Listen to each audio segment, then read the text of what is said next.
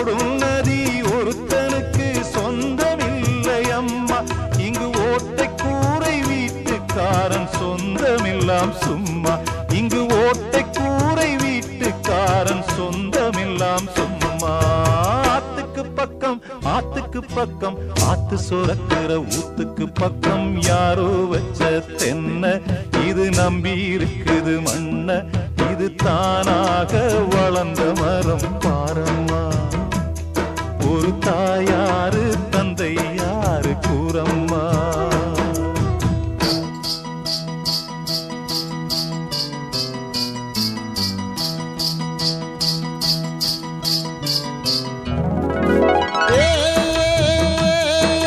சின்ன மணித்தாள நீ முன்னேறித்தான் போட